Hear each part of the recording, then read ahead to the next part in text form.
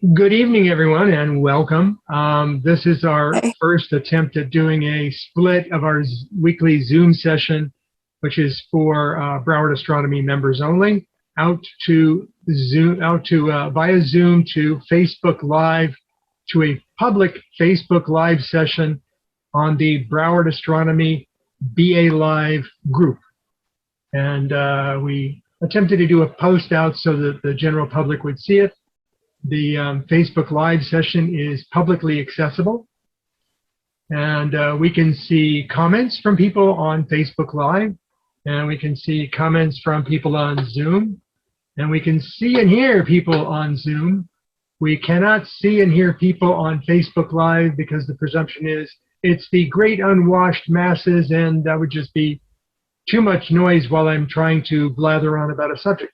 So anyway. Tonight's topic is going to be weather observations and predictions. This was something suggested by one of our members, as there's a lot more out there to think about. When you start digging below your daily weather prognostication from your local TV or streaming provider. So I delved down deep as I do into that. It's the polymath in me. So we'll do that as our presentation tonight. But first, we're going to cover our weekly news session. So I'm going to keep speaking ahead of this because eventually Facebook Live catches up after about a 20 to 30 second lag. But the folks on Zoom don't want to hear me waiting 30 seconds every time I flip a slide. So SpaceX's Inspiration 4 launch window has been pushed out. It's only pushed out by a day, but it's coming up soon. And they're reusing the number 4, so don't be confused. There is a SpaceX Inspiration 4 launch, and this is a civilian crew. They are not going to the International Space Station. It's just some tourists going up into orbit for a couple of days, and then they'll come back down. So that is the SpaceX Inspiration 4 coming up this week. And then we also have the SpaceX Crew 4.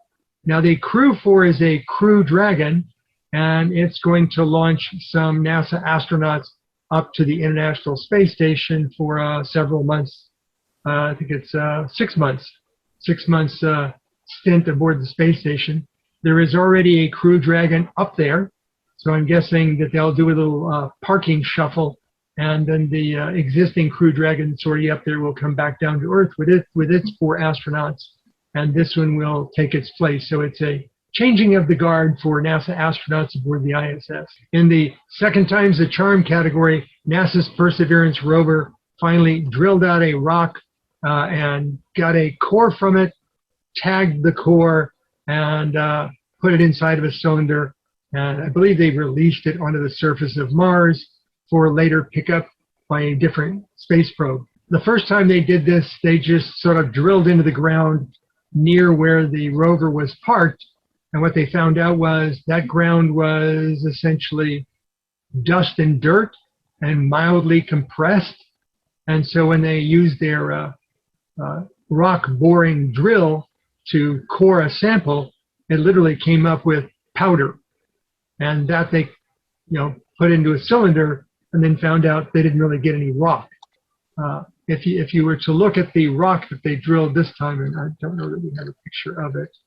No, they didn't show a picture of it. But if you see the rock where they drilled, they literally picked this giant slab of stone sitting up at about 45 degrees and then drilled into that because they know that's a rock. So that's what they drilled. And when they looked at the core, they now postulate that more water was on Mars than they originally thought, and the water lasted longer on Mars than they originally thought, which leads me to say, if there really was more than they thought and it lasted longer than they thought, then that means it had a higher probability of making its way through fissures and cracks in the rock over time. So there may be a lot of water beneath, well beneath the surface, maybe hundreds of feet beneath the surface of Mars.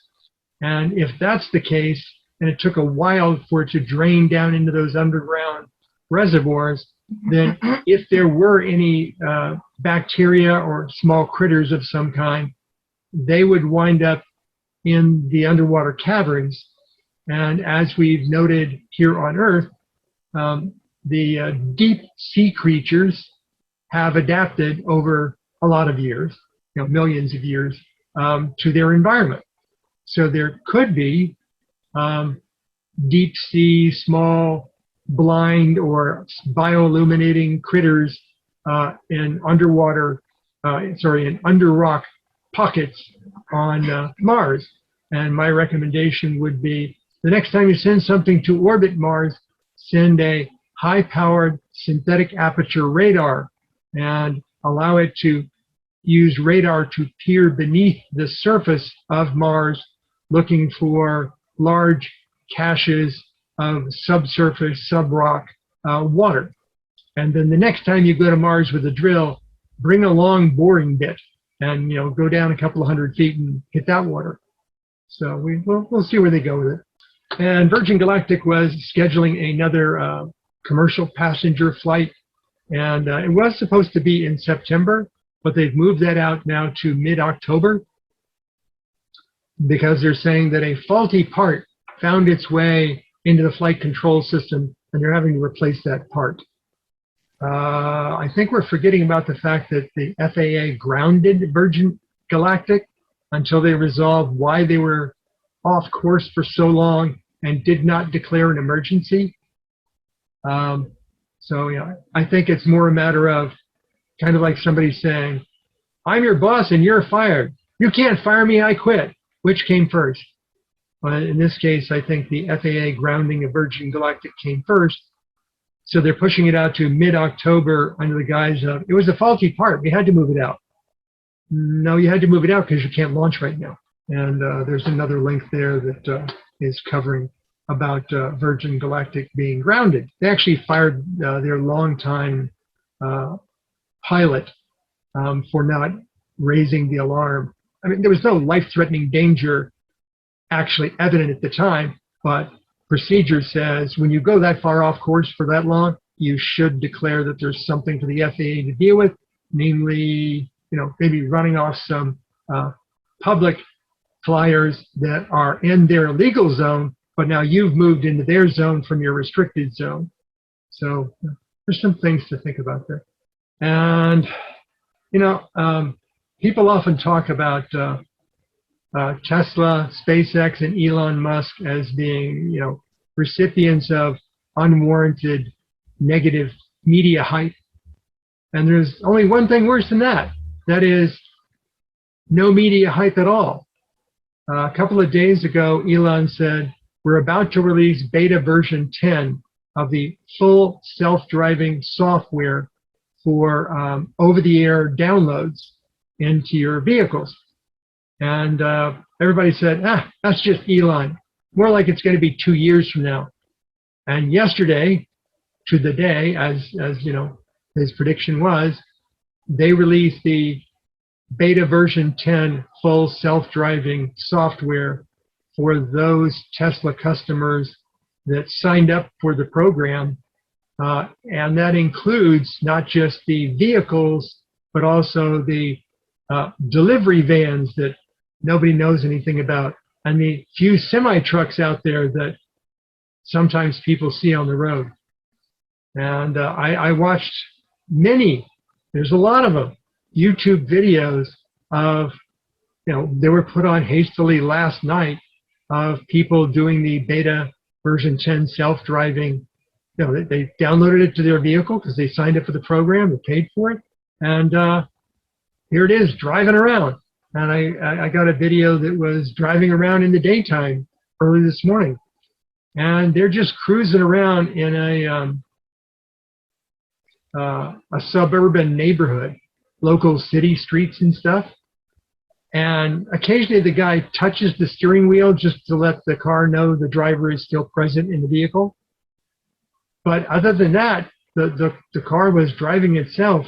And on the console display, you could see it showing the lines on the road as computer-generated graphics as, here's where the center line is, here's where the edges of the road is, here's where your car is, and it was showing people, like little gray silhouettes of people on the sidewalks that if you were just looking out the front of the car, you didn't notice there was a person over there yet, but the car did. It was, watching traffic signs. It was stopping at stop signs. It was watching traffic lights. It was stopping and going at traffic signals and even recognizing, traffic light turn signals. You can left turn now and it would turn left. Some of the turns it was making were smoother and more elegant than a human being would be. It was both reassuring that the technology is advancing so well and a bit scary that the technology is advancing so well. I think that once they get a few early bugs out of it, that's why it's still in beta. I think you're going to notice a reliance upon it, and the next accidents that'll happen is because, well, the car was driving and the driver wasn't paying attention at all because the car was successfully driving. So the number of regular accidents is likely to go way down in the presence of full self-driving software. The number of stupid accidents is likely to go up because people are relying upon the vehicle to protect them. Decades ago, there was a joke about a guy retiring and going to one of these large-sized motorhome sellers, and he wanted to buy one that had an autopilot. And the salesman wanted to close the sale, knowing that all he really had was cruise control. It wouldn't even self-steer. So the guy bought this, large motorhome and put it on automatic pilot, which was labeled cruise control. And then he went in the back of the motorhome to go cook himself up something to eat and let the vehicle try and drive itself. And of course, it drove off the road. And when they asked him, who was at the wheel? Well, it was driving itself. No.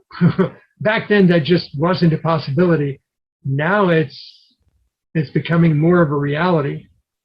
And the comment that was also put forth was, when the new lower price Tesla comes out, which Elon does not want to have it called a Model 2, I think a Model L would be a good name for it, as in low price, to go with the S and the X and the Y, and I think L would be good.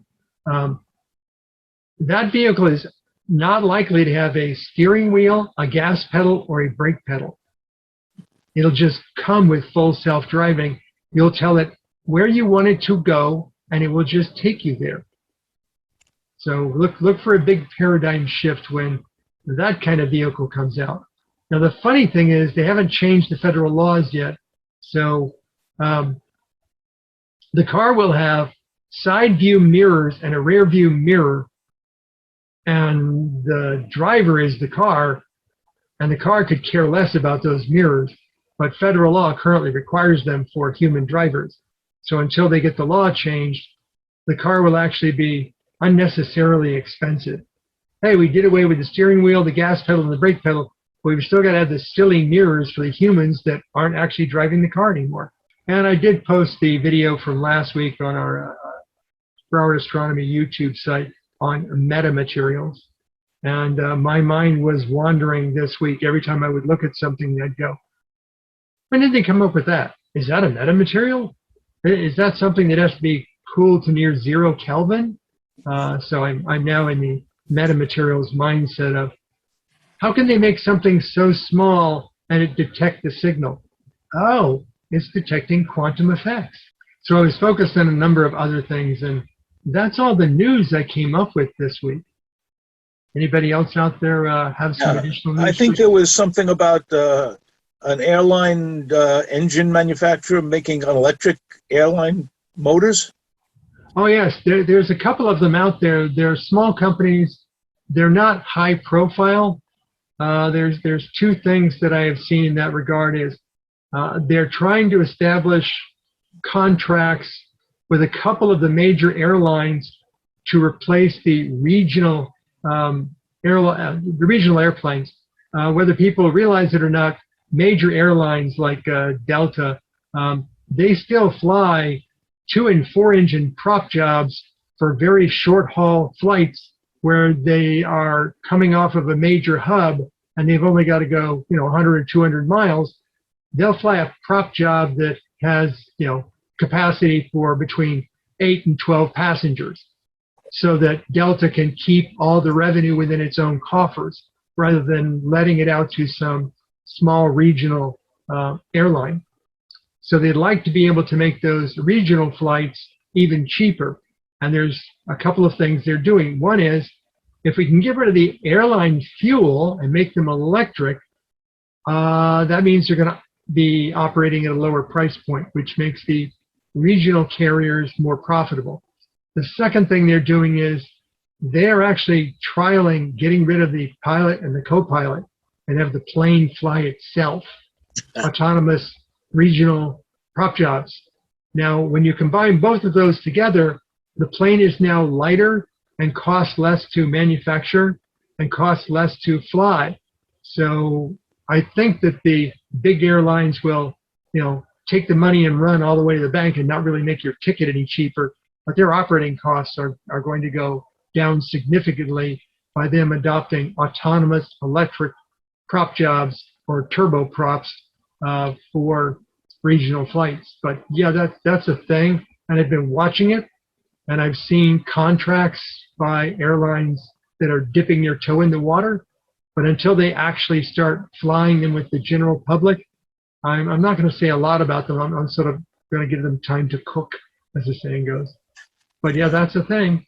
I think airplanes are getting too complicated for people to operate them anyway.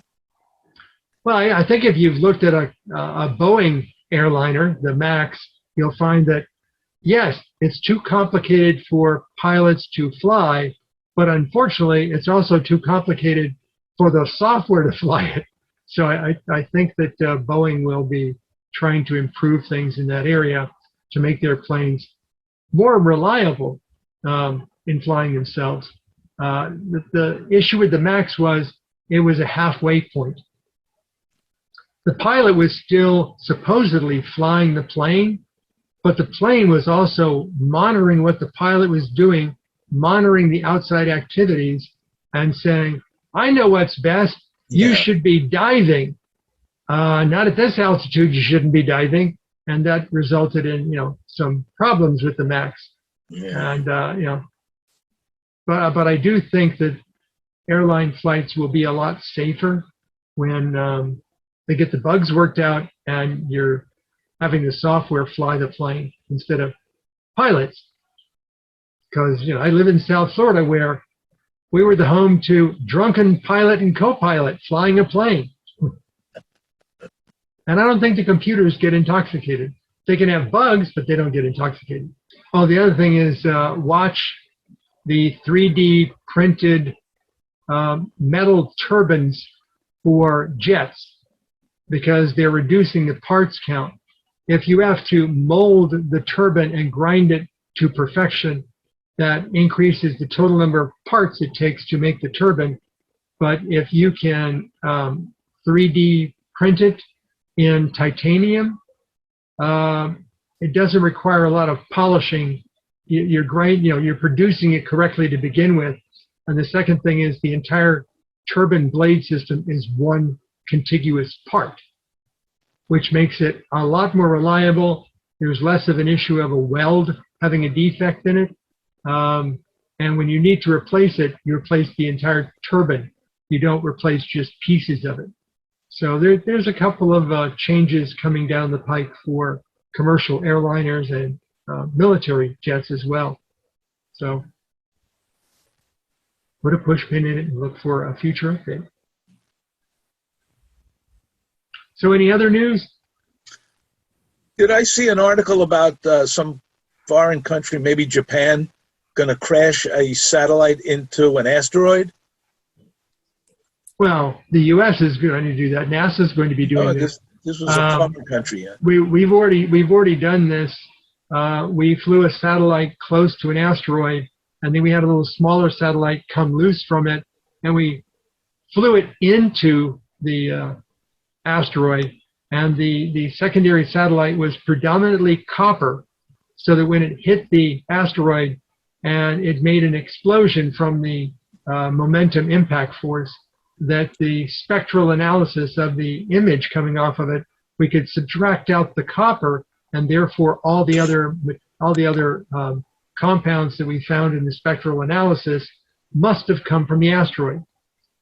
But I think what Japan is trying to do is to somehow evaluate the potential for momentum transfer to a near-Earth object, should it be coming close to the Earth, to change its course. And the difficulty will be if it's a metal asteroid, nickel asteroid, it's going to hit it and not make a lot of difference. If, on the other hand, the asteroid is what they refer to as a rubble pile, it's just a lot of debris, rock debris that's been gravitationally and statically attracted to make a large asteroid. This thing is going to hit it with a significant impact and not do much damage at all. It's just going to make some debris come up, and then the debris is going to settle back down on the asteroid.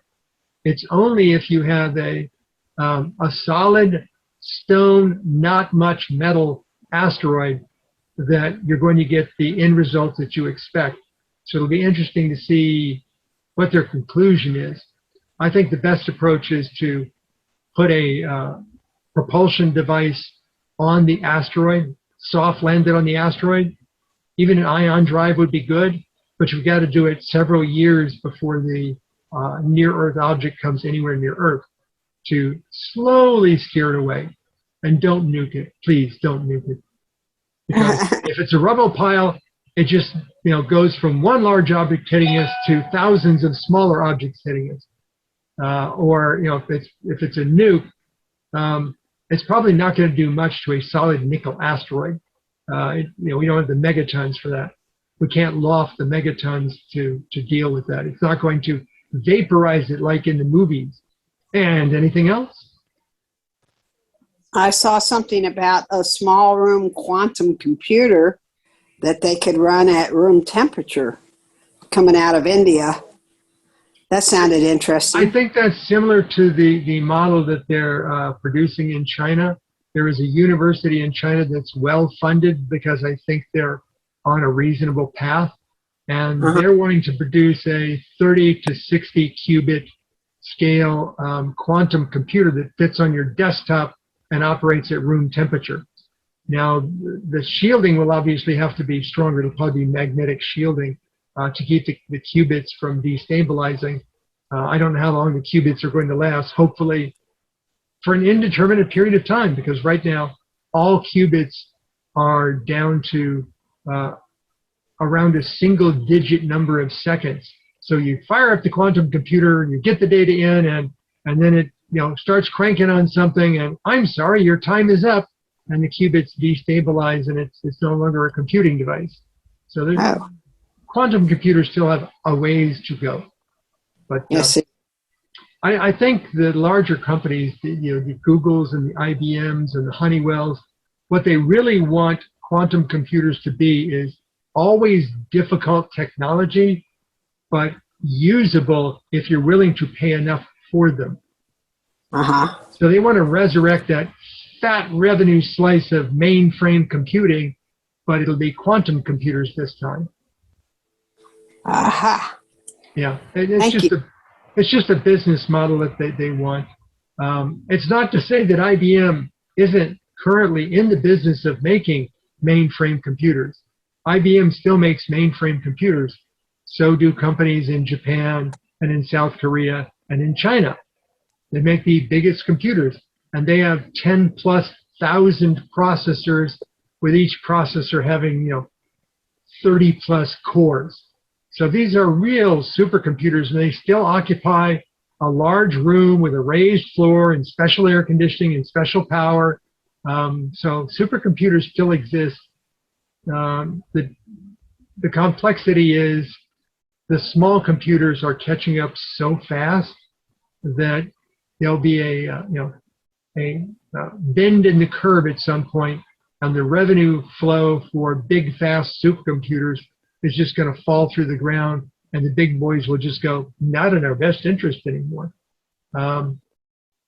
If you look at the Raspberry Pi Compute Module 4, you can put an increasing number of those things in a single rack. And I'm not talking about 4 or 8 or 16. I'm talking about bordering on 100 of them. And each one currently has a quad core, and it's 64-bit, and it has 8 gig of RAM, and it's got 10 gigabit Ethernet and all the good stuff. And it's got solid state disks that are the latest interface generation for speed. And they're very rapidly creeping up behind the core processors of the supercomputers at the lower end. So the supercomputer major manufacturers are trying to run up the high end, which increases the price. And if you look at the history of computing back when there were mainframes, and then there were mini computers, and then there were desktop computers, and now there's microcomputers and laptops, and you've got your Internet of Things, really small computers, and that's just the nature of the computing business. And I see quantum computers as, if they really do find a way to make them practical for desktop use, the big boys will have spent billions trying to create that nice, juicy, thick revenue stream, only to see it last for maybe 5 to 10 years, and then they have to go on to something else. Another push pin to watch. So did you comment, because I was looking at the stuff on the computer, did you comment about the alarms on the space station, the fire alarms on the space station? They were like charging batteries, and the alarm went off, and also the destabilization of Sveta because of the module that arrived. Yes, it's the module that arrived. I think they've got some manufacturing issues with the Russian module that they recently connected, and some of them are indications that they've got some new people that don't know what they're doing building these things. The first issue that came about was when they docked it and it wanted to turn on its thrusters, and literally spun the International Space Station about 720 degrees in an axis. And when they went to slow it down, they didn't stop the Russian module's retro thrusters. They turned on opposing retro thrusters in the non-Russian part of the space station, and that put stresses on the space station. The Russians then came back and said, you remember our core module of the space station, that Russian Zarya module? It's got cracks in it.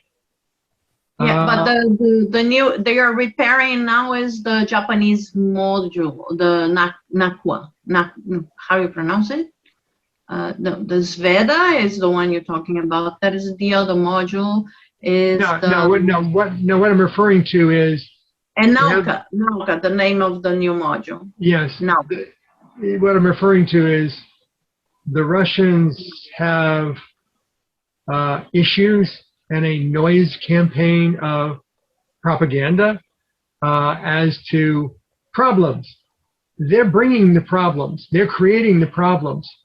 And then, when the light starts shining on them, they want to point out something else that isn't their fault, that actually is their fault, as to, address the blame somewhere else. Like, there's a hole. It's your astronaut went cuckoo and drilled the hole to get back early. Okay, the module you just attached turned on its retro thrusters and tried to rip the ISS apart. Oh, but look, we have cracks, and the cracks are because ISS is so old. And then it's, oh, by the way, we're now starting to hook up the new Russian module, and hey, the smoke detector went off because the batteries are charging too rapidly, because they put new solar panels on the space station that are delivering more kilowatts than the batteries can take properly without proper battery thermal management.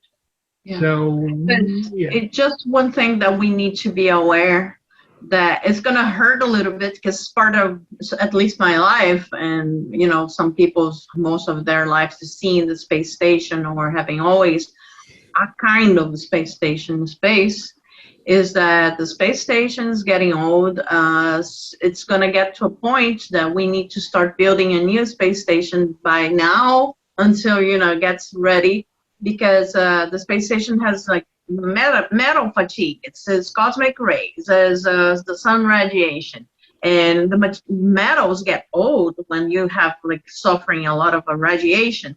And the other thing is the Hubble Space Telescope is also like they're gluing stuff with the bubble gum kind of thing in the computer term.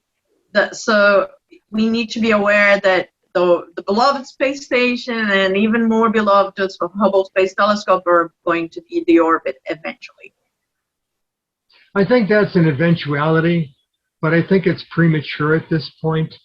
There are orbiting spacecraft that are still in operation after many decades, and people don't even think about it or know about it. We'll get into that in tonight's presentation where, oh, we get these lovely weather satellite pictures. Do you know that we replace those about every 10 years? And we actually stage multiple depths of them. So you just keep seeing better and better pictures, and you don't see what's sort of underneath the covers as replacing things. When the ISS first went up there, what kind of computers do you think it had on board? Oh, they had boxy computers built into the structure of the ISS. What do they have nowadays? They've got the latest generation in laptops that they actually fly up there on the cargo missions. So the technology aboard the space station, the instruments, the science, that is nowhere near as old as the space station itself. The, I guess you could say the backbone bar structures of the space station, those are not the things that are suffering stresses. What are suffering stresses are the movements of the joints between the various modules. Now, they're very heavy gauge aluminum, magnesium, and other sorts of very sturdy metals. So that's not really that big an issue. And the external coverings are actually multiple layers deep, so there can be a lot of irradiation and cosmic wind damage. It will scar the outside surface and the outer layers of windows, but it's not going to put in jeopardy the space station itself. However, when you have an errant module that wants to turn on its thrusters and literally break the space station in half, that's a problem. And you can have cracks from those kinds of things, and you do have to take it seriously. But as to the age of the space station and its survivability, it could have decades more to go, because aside from on the inside of the space station, on the outside of the space station, there's not a lot of air to oxidize things that would normally oxidize on Earth. So it's a different environment that it's operating in, and things that would make things age dramatically on Earth, they age differently and for longer periods of time in space. And as long as you can keep upgrading components, it can last longer. But I think it's more a matter of, until the current ISS goes away for whatever reason, until we deorbit it, there won't be the billions of dollars to build the ISS Model 2. And I think that's really what's happening. Is there are a lot of large government contractors that would like to build the next generation ISS, but no government's going to spend the money on it, and the ISS is an international concern. The governments aren't going to spend the money on it while they can still safely, get value out of the ISS that's already up there. So, And Rob, yeah. who put the money into the first one? And number two, I have a second question. How long would it take them to build another one? Well, the answer to the first question is about 7 different nations put money into the initial ISS. Big players were things like the US, the EU, Russia. The first module that went up there was actually a Russian module. And then we built modules on top of that. but there's been all sorts of new upgrades, like replacing solar panels, replacing electronics. The heavy gauge metal physical structures are the backbone things, the only things that they haven't replaced. They've replaced the mechanical arms. They put newer arms up there. All the electronics on board, all of the sensing and the computers, those are certainly have been replaced and upgraded through several generations. And remember, it doesn't fly like a shuttle. It's a space station. So a cockpit full of, antiquated flying instruments, that doesn't exist on the ISS. If you want to move the ISS around, it has its own retro thrusters, and those get refueled periodically because they run out of juice. So it's not going to come back because it's run out of hydrazine.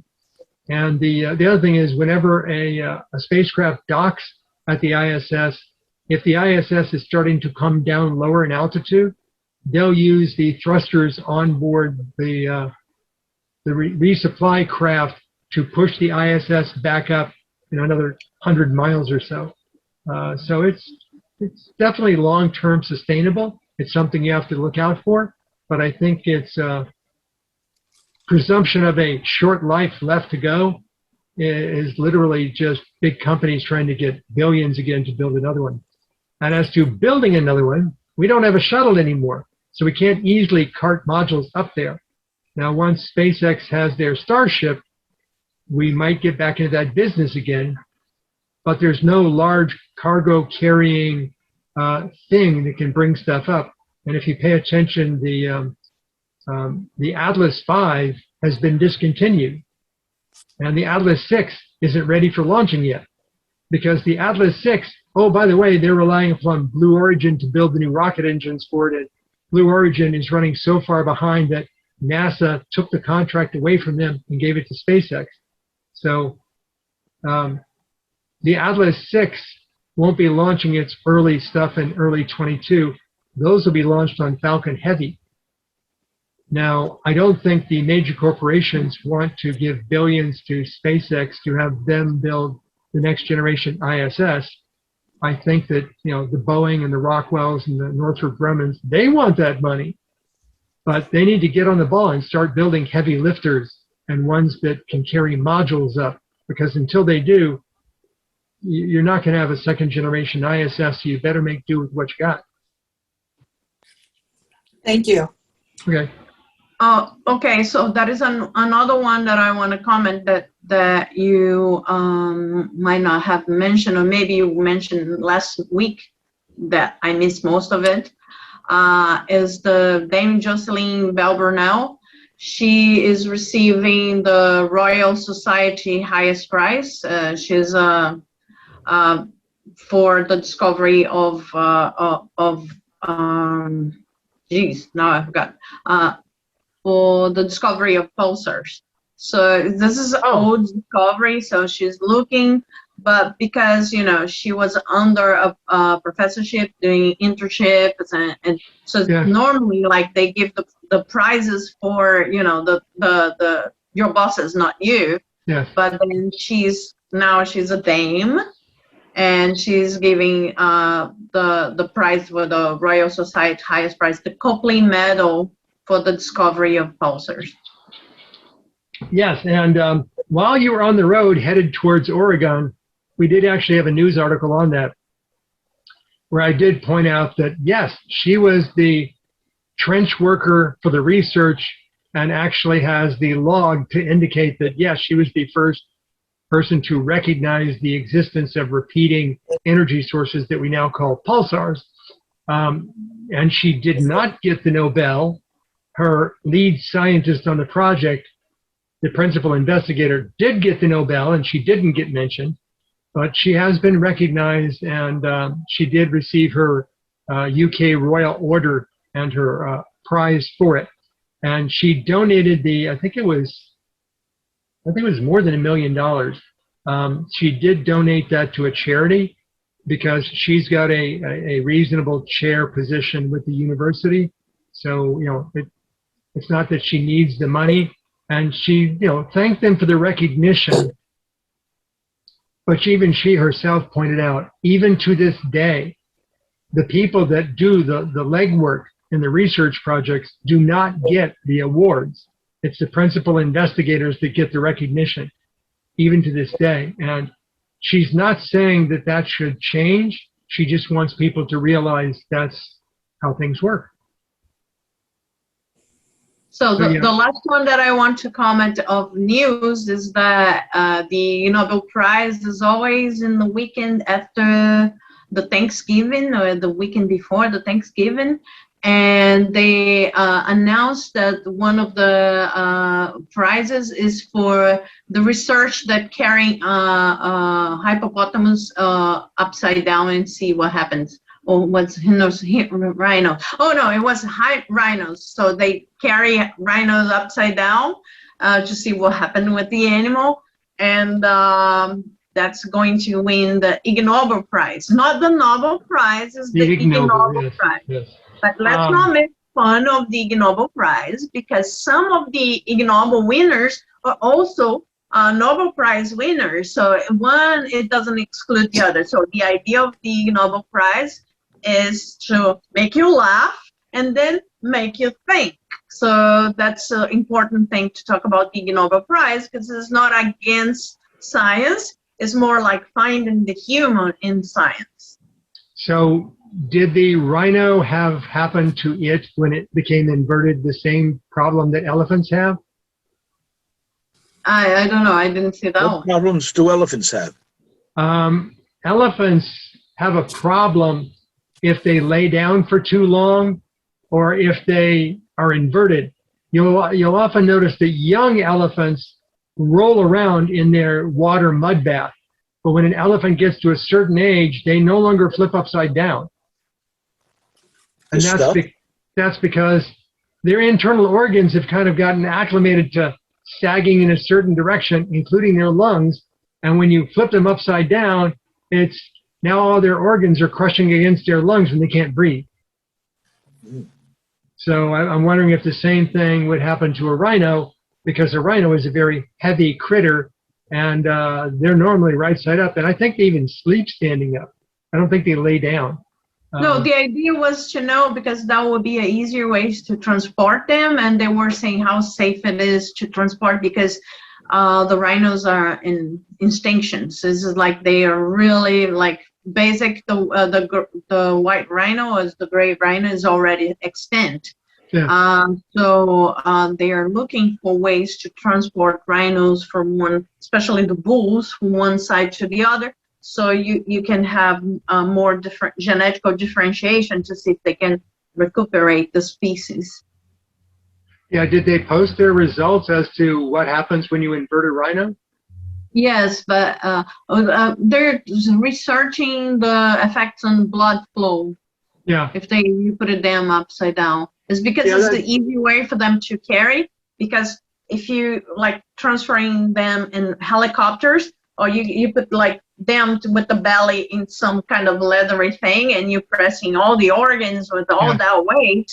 And then the other idea was to hang it by the feet. So that would be like kind of, they have strong legs because they are used to carry their own weight. So they don't know if it's some problem with blood flow, with joints, they're trying to find the safest way possible to carry rhinos from one area to the other for the safety and reproduction. Yeah, I think it makes sense to study it, but the first thought I would have is... But it's hilarious to see a rhino hanging upside down. Yes.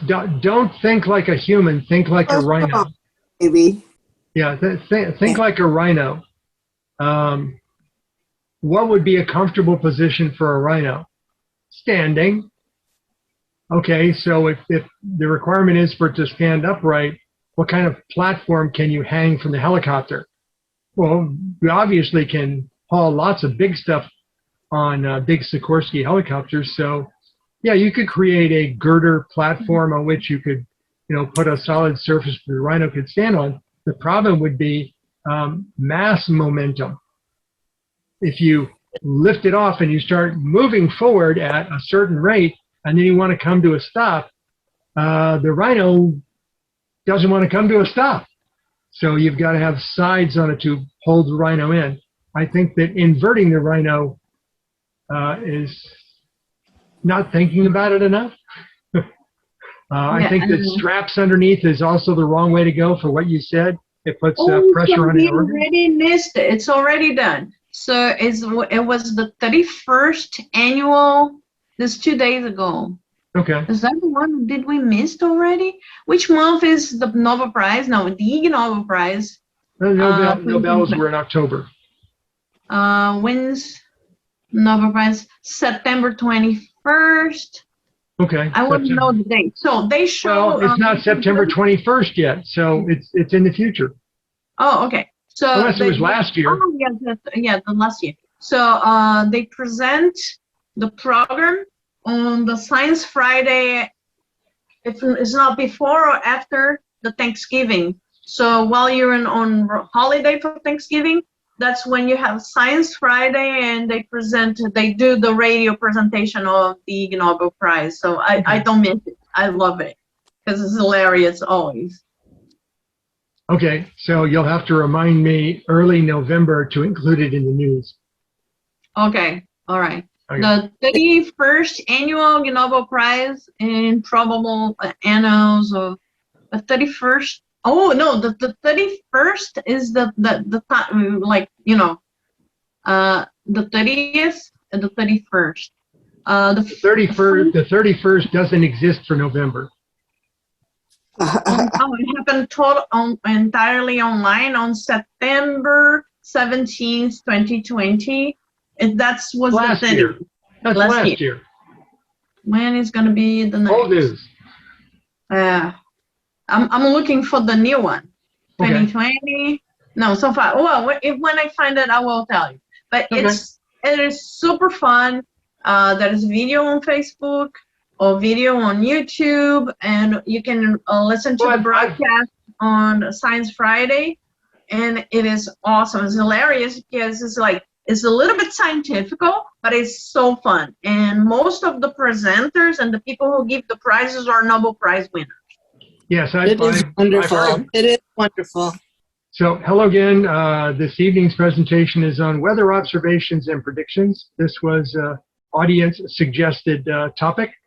I like to receive topics from folks that are eager to learn about new things. So I'm a polymath, and all you have to do is mention something that I'd like to do a technology deep dive on, and yeah, I'm off doing it. In the future, we've got presentations lined up for helium with the clever title of "What's Up with Helium?" And then we've got another one that's about electronic air purification and ozone. So there's a session on that coming up. So this is a topic to think about. Most people just think of the weather that it's something that affects them personally, locally. They want to know if it's going to rain because they're doing something outside, or how long it's going to rain because it's raining outside, and they just think of local weather. Well, if you're going to do the analysis and predict events involving weather, you've got to think of a really large picture, a lot of data, in order to predict what people expect and to make it as accurate as you can possibly do it. And weather crosses the surface of the earth.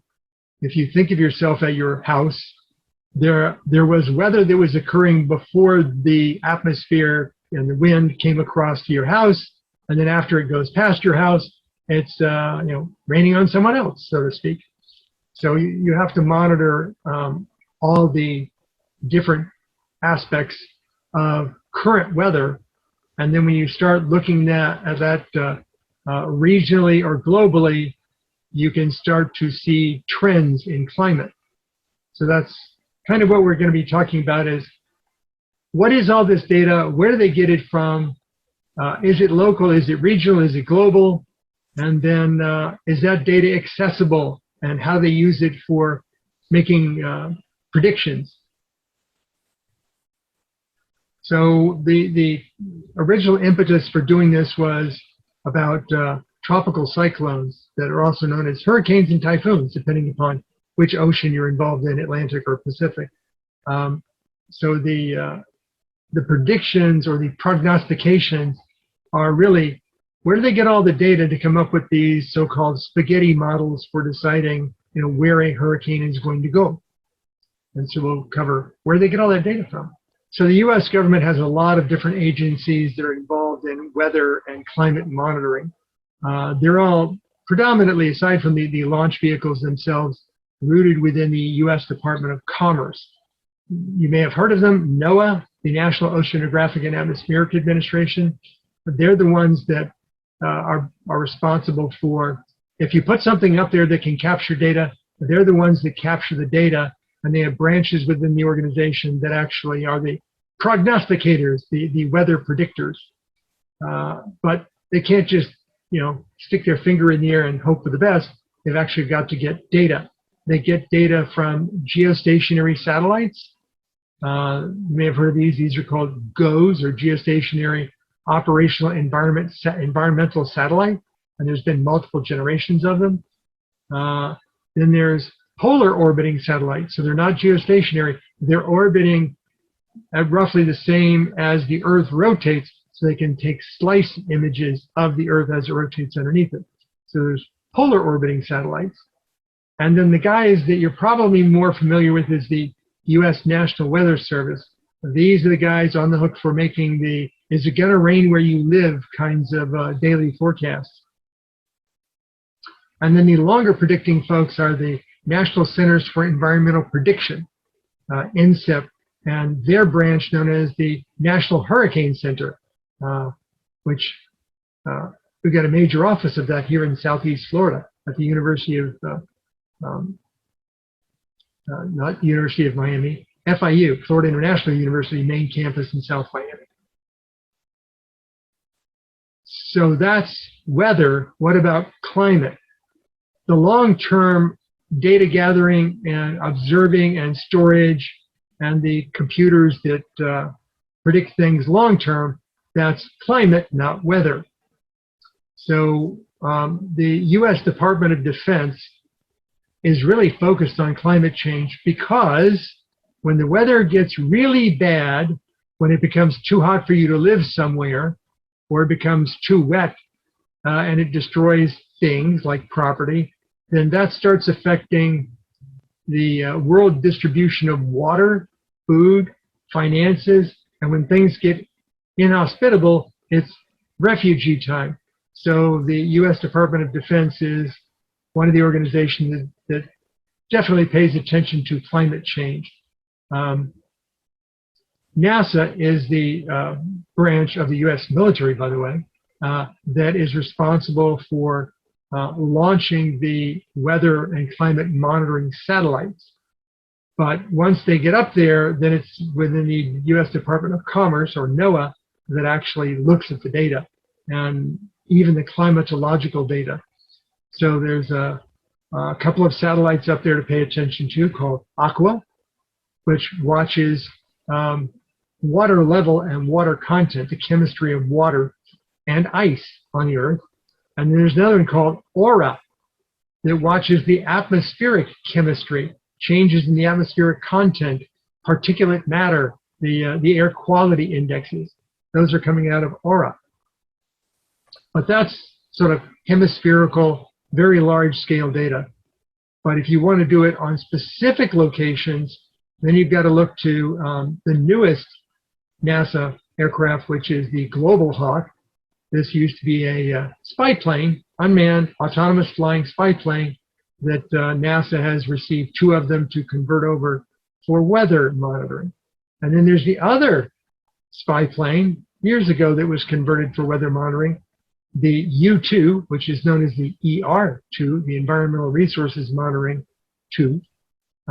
It has a crew. It's not autonomous like the Global Hawk is. And surprising to a number of people is many countries over the world still launch weather balloons twice daily from, I think it's over 130 locations. We'll get in a later slide, we'll get into the details of it, but Yep, they still launch lots of weather balloons because nothing beats a weather balloon for knowing exactly what's going on at a certain altitude where there isn't a plane flying right now. And then there's ground level monitoring. At airports, there are weather stations at every FAA airport, every FAA recognized airport, that tells you what's going on so that the pilots have weather reports they can decide how and where to fly. But also people have personal weather stations. You can go buy an internet connectable cloud-based weather monitoring system for your home. And then you can contribute that data to the cloud, and that data can then be used in national weather forecasts. It's almost like having more weather stations than just airports. And then another one that people don't really recognize is buoys. If you're into boats, if you're into ocean-going navigation, you'll see buoys out in the middle of nowhere. A buoy is one of these things that has a long chain on the bottom of it, and it can either be ballasted or anchored to the ocean floor, and it just sits there recording data, usually has a blinking light on it, and it's either solar paneled or long-term battery powered for the instruments and the lighting. And these things still exist, but they have their limitations. They can only monitor where you anchor them. But there's a new kind of thing called a seagoing drone. These are autonomous 25-footer kind of sailboats that you tell them to go somewhere and do some observing, and they can do that. They're autonomous. Nobody on board, solar powered. We'll get into those in detail. So what is it that they observe? Well, you'd like to be able to know about winds. You want to know the current wind. You want to know what the maximum gust is. You want to know that at various altitudes. And you want to know temperatures at the ground level, at the surface, and then subsurface water. What's the temperature like in the mid-Atlantic trench? Because that's where the thermal haline flows through, and you want to see if that's getting any warmer or colder. But they take barometric pressure readings at various altitudes. They also do imagery in both infrared and visible, because visible gets blocked out by clouds, whereas the infrared can see through the clouds. And satellites like Aqua measure the ocean surface height around the globe year after year to a fraction of an inch. So it can definitely tell if sea level's rising. And it is. So I mentioned all the different ways that these things get monitored by weather stations, weather instruments that are on balloons, hurricane hunters. You've heard of those. Those are slowly being supported by satellites and by unmanned reconnaissance aircraft, because the aircraft, the hurricane hunter aircraft, the Orions, are getting older and they're requiring a lot of maintenance, and they have flight crews and they can only fly for so long. So, and then there are the buoys, the new uncrewed autonomous surface vessels called sail drones, and then the weather satellites, the low ones, the high ones, the geostationary ones, all of them are satellites. So for those of you that want to know what's the weather like right now, you can actually go out on the internet to forecast.weather.gov and enter your current location. Like I'm Fort Lauderdale, and it says, here are the National Weather Service weather monitoring stations nearest you. And I'm 5 minutes from Fort Lauderdale Executive Airport. So I said, let's see what Executive Airport's like. Fort Lauderdale Executive Airport has the call sign KFXE, and there's actually a weather station there. And 24/7, there's no people involved. You can just punch up, what's the weather like right now, 5 minutes from me? And they maintain historical data, so you can go back and say, what was the weather like yesterday? And it'll link you off to prognostication, so you can see what the weather is going to be like in the next 3, 5, 7 days. So all this information is just available. You don't have to sign up for a streaming service. You don't have to pay for a channel. Just go look. Weather balloons. I learned a lot about weather balloons. So they actually started doing weather balloons in 1906. And they can be helium or hydrogen filled. And I had to ask myself, why would you fill it with hydrogen? Because that's explosive and dangerous, and big dirigible comes to mind. But what I found out was if your helium has too much water or oxygen in it, it's not really pure helium, which costs more money, then it'll actually rot the rubber in the rubber balloons that make up the weather balloon, and you won't get as much altitude. But if you use hydrogen, now you can get to a higher altitude because hydrogen's lighter than helium, and the hydrogen won't rot the rubber in the balloon. So instead of your balloon getting to 20 some odd thousand feet, your balloon might even make it to 100,000 feet, which is a significant weather monitoring difference. They have improved the electronics for them over the years. They now have a GPS receiver, and when they transmit where they are right now. I actually found out what the frequencies are that they transmit on. And for the most part, they're within the software-defined radio range, so amateurs can pick up this stuff. They do launch them out of places nearby, like Miami. And what I found out that was also interesting was launching 2 of these per day gets to be boring. And when you have to launch them in places like northern Alaska, it's no fun. So a company came up with an automatic balloon launcher. You load this thing up with gas, balloons, and instruments, and it can do 24 launches, which is 12 days worth of launches, before needing supplies. That was a rather cool adaptation, which says, we're going to be launching weather balloons for a long time to come. But have you seen any of them, like when they come back down? Because when the balloon pops, there's a small parachute that slowly descends the radio transmitter. But the Earth is a big place, so a lot of those wayward little parachutes with instruments attached don't get recovered. But because they're only about $200 for the high-end model, the U.S. National Weather Service has decided it's not worth the hourly wage of a full-time employee to go chase them down and recover them. They are refurbishable. And if you're a member of the public and you ever find a radio-soned package, there's information on there, and there's a prepaid envelope kind of thing that you can send it back to the Weather Service for refurbishing, and they will send you a thank you very much and no money. But I just thought it was interesting that they do that. And they do that out of Miami. The station is KMFL.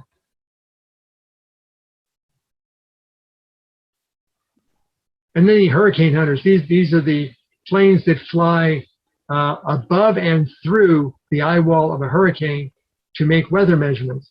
And it's not just the instruments on board the plane. The planes actually drop their own parachuted, not balloon, but parachuted radiosones that will descend slowly down through the hurricane to measure temperature and pressure and wind speed as the instrument package makes their way down to sea level. And once they get to sea level, I don't know what happens to them after that, but I guess they sink into the ocean. So these are still meaningful. It's still meaningful to have the hurricane hunters. But it takes time for them to get there. They can't just poof, be at the eye wall of a hurricane. They have to fly, and since they're prop jobs, they don't fly all that fast. So they have to have a couple of them, and one's on its way there, and when it gets to a certain distance, the next one has to take off, so that by the time the first one gets there and does its monitoring, the second one is ready to come in right behind it.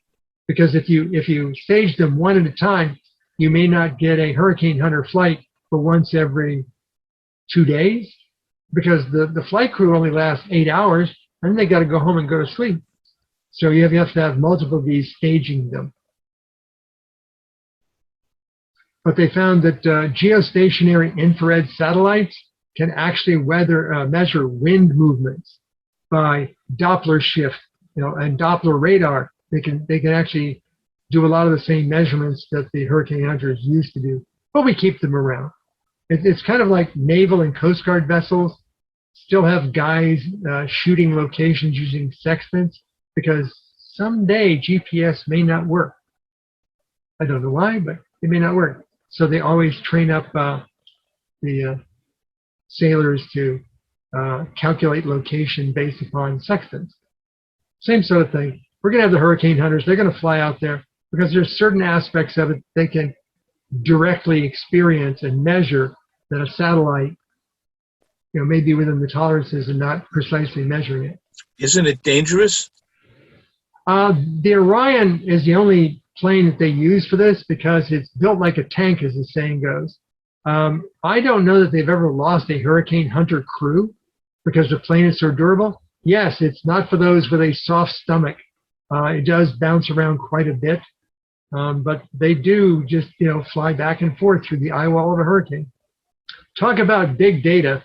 Dating all the way back to 1997, NASA had an Earth observing system of ground level, ocean going, satellite, International Space Station, airplanes, buoys, the whole package, the whole sort of soup to nuts. And they regularly put new instruments out there. So you can actually go to this mission profile PDF and scroll down it and see sort of decade by decade what instruments we have up there right now, what kinds of stuff can it see?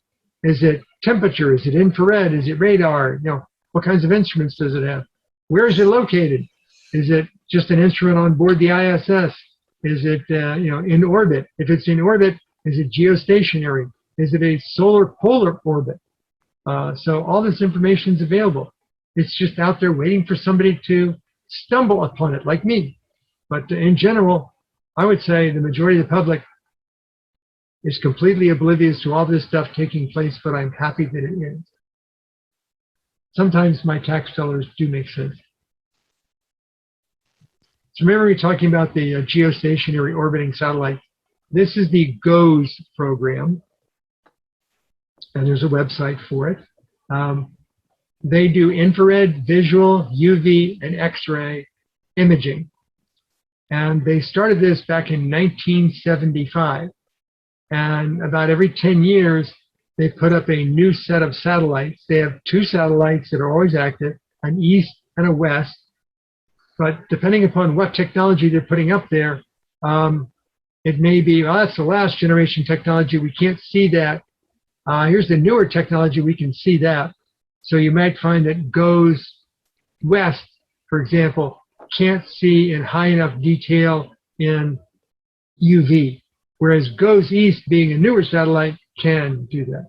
So they have a dashed letter that says what generation the technology is, and then they have a number that says what the sequential launch number was. And we're currently using GOES-R, not GOES-R the Gozerian, but GOES-R, as GOES east, and GOES-S as GOES west. What goes west is S. But they're going to be launching the T series in January of 2022, and the U series in April of 2024. So they're always planning several years to 10 years ahead, because these satellites, it's not like they go bad, they run out of orbital correctional fluid, rocket fuel. So until we solve the rocket fuel, it's still going to cost us, $1 billion every decade to put up 2 new GOES satellites, because the old one, well, to put it honestly, there are 12 GOES satellites that are no longer used, but since they're geostationary, it's going to take too much to get them back down. So they put them into geostationary parking orbits, and they just stay there for hundreds of years. It's not that they're dead, they just don't have enough fuel to do anything. If they wanted to fire them back up, they could. And in fact, GOES generation end number 13 actually had problems that made it no longer usable for weather, but they can use it for other things. So they took GOES N13, which went inactive, and was replaced, and they reactivated it. They transferred it over to the U.S. Space Force, and now it's the EWS G1 satellite, and it's currently positioned geostationary over the Indian Ocean. Whoa, what's that all about? Can you guess what EWS is? Early warning system. And it can see an entire hemisphere, and it's placed over the Indian Ocean. Oh, yeah, that's right. If a nation over in the Middle East, Pakistan, India, suddenly grew a nuclear launch capability, and they launched something, we would want something that can see the launch in infrared. And the infrared was still working well enough for that, so they retasked GOES-N 13 as EWS G1. So it's going to be good until about 2022 when it finally runs out of fuel. So what's the next satellites going up? We're talking about the T series in January and the U series in April. Oh, there's a problem. The T series they can launch in January 2022 because they still have a ULA Atlas V left that they can launch it. What about the one in April? They've discontinued the Atlas program. There's not going to be any more Atlas V launchers. And these are big, heavy satellites. You don't go launching 60 of these per launch. You launch one of these suckers to geostationary per launch. And it's not only the core liquid fuel, it's also got 3, 4, or 5 solid boosters strapped onto the outside of it to get this massive tonnage up to geostationary. So Vulcan. Vulcan is the next generation of ULA satellites after Atlas. And they farmed out the engines for it to Blue Origin.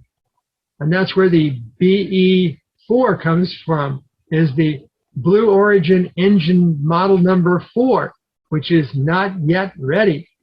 And it looks like they recently flipped the contract over from Blue Origin, launching the GOES-U in April, to SpaceX Falcon Heavy. Ready and waiting. So this is another instance where Jeff Bezos lost the contract to Elon Musk. Scratch below the surface, you'll find more than one of these.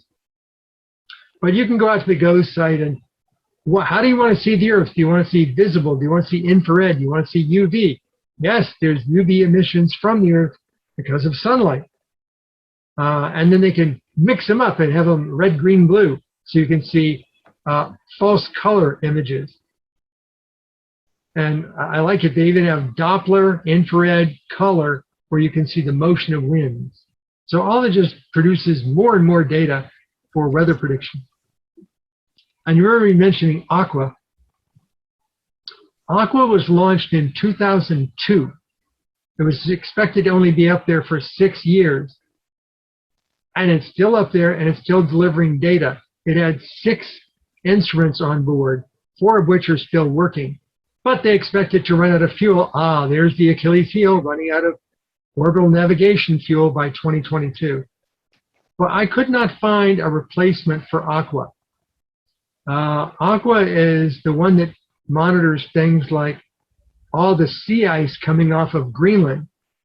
Aqua also monitors the ocean temperatures.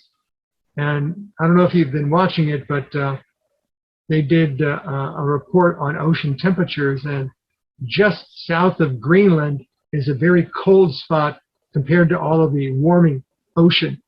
And it's because of all the sea ice that comes off of Greenland. And remember, most of the glacial ice is below the surface, and it's chilling the water below the surface, which is affecting the thermal hailing, and that's maybe going to shut it down sooner. Most people think of it as, is it going to be the temperature change or the salinity change? Because the glaciers, those are fresh water. They change the salt balance in the ocean water. That can shut down the movement of the deep sea water. Or it could be the temperature. The glacier comes off, cools the water, and makes it not want to move as much, and therefore you don't get the water moving through. And Northern Europe could be in for some temperature changes. Because if you look at Northern Canada and you look at Northern Europe, they should be the same temperature. So UK, Ireland, Scotland should be in the wintertime just as cold as it is in Northern Canada. But it's not, because this movement of water. The surface level is called the Gulf Stream. But once it gets up there and it rotates back around and goes underneath, it's the thermal haline. So Aqua watches that for us. Well, Aqua watches the water and the ice. You get something watching the air quality. When sulfur dioxide was being produced by diesel trucks before they started filtering and changing the fuel chemistries to reduce the sulfur dioxide content, sulfur dioxide particulate matter air quality was a serious thing. And if you remember, there were days when you didn't go outside in Southern California. They've changed the fuel content where there's a lot less sulfur dioxide in diesel fuel, but you still have to monitor it, because if you have a temperature and humidity inversion, it can cause that stuff to clump up, which makes the air quality go sour. And you want to know that so that people are warned if they have breathing problems that they don't go outside those days. So that's where Aura comes in. It has a spectroscopic analysis of the various chemistries of the Earth's atmosphere and can measure that and then put out these lovely weather maps. Look at the pixel sizes of the weather map. That tells you the image resolution for that large an area of the southeastern United States, or I guess would be the eastern United States. The resolution is not that great, but the sensing levels are very good. So that tells you the number of pixels across in the image is not high, but the number of bits per pixel is high. So you might be looking at 12 or 16 bits per pixel, but you might only be looking at maybe 1,000 by 1,200 pixels. So that's how you get an image like this. And then the Global Hawks. These are the aircraft that Helen was not allowed to talk about when she saw them at the hangar in California when she was doing her 2 Sophia missions. Yes, these were spy aircraft built by Northrop Grumman. They did their deed, and now they're looking at other ways to make money off of them for Northrop. So they let 2 of them out to NASA because they fly differently than do manned aircraft. These will fly on missions up to 30 hours in duration, and some say maybe longer, because I've seen video of these suckers actually pulling up to a tanker and refueling themselves.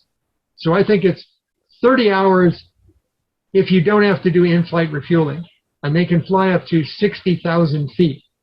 The 747 NASA Sophia flies typically to 45,000 feet, some say maybe to 50, but not to 60. And the Global Hawk can carry over a ton of instruments.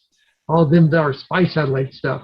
And the bump in the top is actually, there's a satellite parabolic dish antenna up there.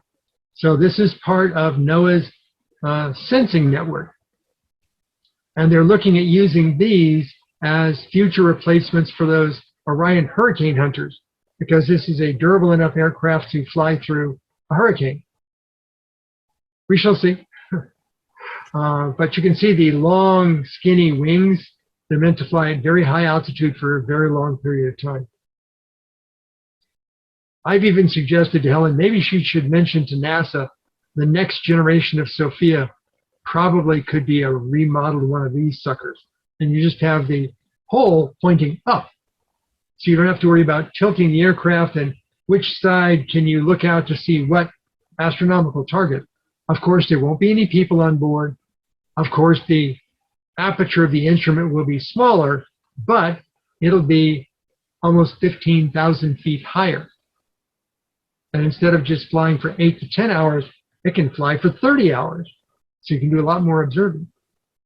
And these are cheaper to build and maintain. So, and then the ever resilient U-2. remember this in the early days, us spying on the Russians and Francis Gary Powers being shot down in the U-2 and all that became of that. And eventually, yeah, with the SR-71 and the other things, it wasn't needed as a spy aircraft anymore. But, we've got to keep that Skunk Works money rolling. So let's convert that to the ER2 for monitoring the environment. People have seen these sometimes with 2 people on board, but in general, the ER2s are a 1-person crew. The trainers have 2 people on board, but the actual flights are single pilot, which is why it's limited to 8 hours. It's not that it can't fly longer than that. The pilots get a little tired, and the ER2, like the U2, is not that easy a plane to fly. It's right on the edge of stable, and it's not a fly-by-wire kind of aircraft. It's back in the good old days of the 60s when you pull on the stick, it pulls wire cables to make things move. So that's a lot more burden on the pilot. So NASA originally had 2 U-2s from 1971 that were still U-2s. But then they've got 2 newer remodeled ones that are purpose remodeled for NASA use, and those are the ER2s. But they date back to 1981, so they're getting a little long in the tooth. Well, boys and girls, we need to talk about buoys. There are still lots of buoys out there. If you remember from, what was that climatological disaster movie, The Day After Tomorrow? They were monitoring temperature at buoys, and all of a sudden the temperature started going too low to be rational, and it turned out that the water was freezing, and that was just the indicator. So there's a buoy network out there, and as you can see, it's a worldwide buoy network, and they have stages of them, so they can actually watch the movement of water at different temperatures, so they can watch tidal currents. That's where you see these vertical ones that are multiple. But then you see the ones that aren't currently reporting or are offline. If you see the hurricane-looking symbol, that's where this recent hurricane, what was it, Henry? There was going up to the northeast. So it'll actually show the hurricane as positioned there for the buoy. There is one buoy that apparently is offline. That's the X in Baja California area. But I said, are there any buoys nearby? I had to zoom way in because there's just so many buoys. It just overlaps all the little squares. And yeah, there's a buoy at Port Everglades, and this is the status of that buoy. But I think it's kind of interesting here that it gives you all this data, and then you have to see that, okay, where's the buoy actually located? Well, it gives you the latitude and longitude. It turns out it's one of the buoys that are used for ship navigation through the Port Everglades Channel. So there's 2 buoys there. One of them is a weather buoy. The other one's just a normal light blinky buoy. All this is just more data to go into the modeling. And this is the newest one. I don't think that NOAA's using these yet. They're just in trials. But they're being used for commercial monitoring. You can see it's, it's basically a keel, and it's got a little bit of a hull with a keel in the bottom of it to keep the sailboat vertical. And it's got just all kinds of instruments and radar and stuff on it. It's probably about 20 or so feet long, and it's powered by solar panels. And different models have different kinds of sensors on them. Some have radar, some don't have radar. Some are completely electric, powered by the solar panels. Some still have diesel-powered propellers on them, so they don't last as long, but maybe they can get there faster.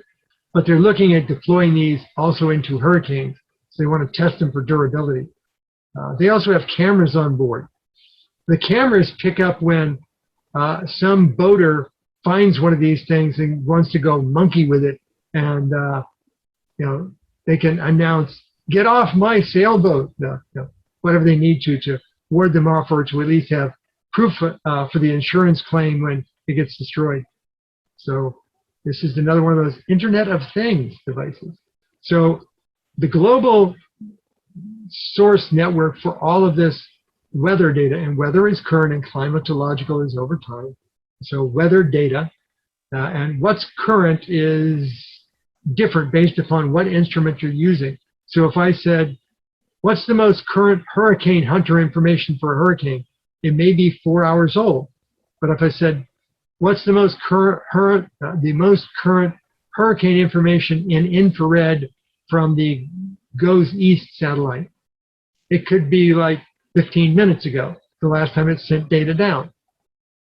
So what kind of data is collected, how often it's collected, the quality of the data, any Achilles heel associated with that data, it varies all over the place. So it's truly a hybrid network of data. And then there's historical data. I couldn't find the actual start date of when the United States government was monitoring weather data. I was just looking for something as simple as temperature and pressure, and it's kept going back earlier and earlier and earlier. I got into the early 1880s, and it just ran out of data. It's not like, and this was the first time, it was just the last story that I could find. So in the 1880s, we were already monitoring temperature and barometric pressure, and that's part of the long-term historical data we have. So when you see things like, it's never been this cold, it's never been this hot, that data goes back, well over 100 years. So we can see the old hockey stick. So what kind of products do all these weather gathering things produce? There are radio stations you can listen to, and I've listened to this on my radio telescope radio. NOAA Weather Radio. You can actually buy dedicated radio receivers that might also have an AM/FM tuner in it, but they'll pick up the NOAA Weather Radio station. You have to look up what's the frequency for your area, and then you can listen to. It's actually a computer synthesized voice based upon the weather product prognostication data from NOAA. So the computer just on a loop continuously reads the latest updates. But if you want to go see the satellite imagery directly, like I showed you earlier, there is the GOES image viewer. You can say, I want to see what South Florida air water vapor looks like. That's infrared versus visual. And they can show you a false color image from as recent as 15 minutes ago. Now, since it's your tax dollars paying to collect all of this data, you should have free access to it because you've already paid for it. But the prior administration created this new carve-out so that commercial companies can go put up their own satellites and create things like those autonomous sailboats to create their own weather data. Wouldn't NOAA like to have access to their data? If you just pay for it, if you just got Congress to give you budget money for it, you could have our data. Oh, but you can't publicly release our data. You can use it in your weather prognostication products, but you can't release the raw data because that's our commercial product. We don't want to give that away for free. So there's this carve out from Congress in NOAA's budget for buying data with your tax dollars that you will not have access to. You'll have access freely to the end product of the data, but not the raw data. That's, in my book, that's a line you've crossed somewhere. If you're AccuWeather and you want to have your own private weather reports, knock yourself out. But if you're a local news TV station, you could say, I want my weather reports to be based upon NOAA data, or I want them based upon AccuWeather data. But if NOAA's buying data from AccuWeather and I can only report the end result and not the raw data, I'm stuck with AccuWeather forecast. So that's a change. And how many people were aware that the Weather Channel is actually a product of IBM? When IBM wanted to do their artificial intelligence research on weather, historical, prognostication, current weather, how do you analyze it, what's going to happen as a result of it? IBM's AI branch got the billions together and bought the Weather Channel. But you can still receive the GOES satellite weather data every 15 minutes. Here's the patchwork of what you need to do. You put up one of these turnstile antennas in your attic. That's the thing in the upper right there.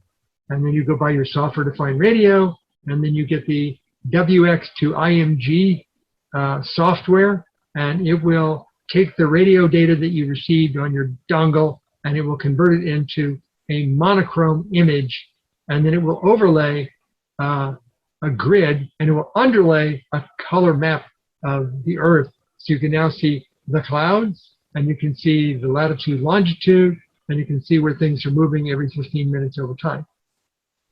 So you can do that.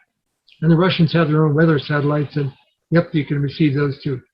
And as I was mentioning, publicly accessible private weather data. This is where you go buy yourself a personal weather station for your house, you start collecting data, and then you join a cloud service. You don't get paid for it, you're just happy to share your data. And then you have a commercial organization like Weather Underground start using your data to feed commercial money-making operations for weather prognostication. Hey, shouldn't that personal weather station guy who's giving you the raw data get a little slice of the action? That's not the way the model is currently defined. And historical weather data is accessible as well. You can see all this manually transcribed data, but starting in the 70s, the computer recorded data is much more dynamically queryable, filterable, and accessible. Now we get to the probabilistic prediction models, which is a way of saying, don't blame us, we're only the weatherman. So if the local weather is, not to your liking, if you were planning a picnic at 4 o'clock and the rain came in at 4:30 that was supposed to arrive at 6, there was some heating and change in the weather, the wind changed, and what should arrive at 6 arrived at 4, sorry. So on local weather, it's not as precise. But on regional weather, it's very precise. And the U.S. has multiple supercomputers named Luna, Surge, Tide, and Gyra that actually process all this data from all these hybrid sources, and they have algorithms that they crunch through the supercomputers, and out comes a weather map over time. Here's the weather at this time of day, and every 4 hours after that for the next 3 days. So that's where all this stuff is coming from, is NOAA's supercomputer. So if you're closer in, if you're 3 days or less on the predictions, they're reasonably accurate. As soon as you get out beyond 3 days, they don't have all the observational raw data to substantiate their models, and their models rely more on historical data. So that's why I can tell you where a hurricane's going for the next 3 days. After that, it just goes wide because they don't have the data. And here's an example. This is recent. This is Hurricane Larry. You can see how they can tell you what it's going to be right now. They can tell you where it's going to go for maybe the next 3 days. After that, they make a nice dotted area, and instead of it being a solid colored circle with a white letter in it, it's a white circle with a solid letter in it, which is their way of saying maybe, probabilistic. Probability says it's going that way based upon more history than raw data. So this is the one of the cones, but it doesn't show the actual size of the storm. All these little letter circles are the same size. This one I found funny. This is the tropical storm force wind speed probabilities. It tells you whether or not a particular area is going to be getting tropical storm force winds. Tropical storm force winds are over a 1 minute rolling average, is the wind greater than 39 miles per hour? That's what it's referring to. And it doesn't tell you the wind speed after that. The bar, the color bar at the bottom, is just the probability of getting tropical storm force winds. But you see how it shuts off at 60 degrees north? It should go up further. You see that great big landmass up there? That's Greenland. That's where all the glaciers are. So if you had a nice warm hurricane going up to Greenland, dumping inches of warm rain on top of the glaciers, that's not a good trend. But normally the hurricane would bend more and head over towards northern Europe. This is an interesting trend that they're starting to bend more towards the north. And this is another thing that people will look for, is just the giant blob of tropical storm force winds. This gives you both a prediction of how fast they're going to be up to hurricane force, but not, category. But it also tells you what time of day it's about to arrive at. So all of these are probabilistic prediction model products coming out of the U.S. National Weather Service and NOAA. And there's a website, you can go and just find these things. So when you see the little color finger map kinds of things on your local weather forecast, you could cut out the middleman and just go straight to the National Weather Service and look up the same data. Or you could go to the Hurricane Center and look up the hurricane data. It looks pretty much the same.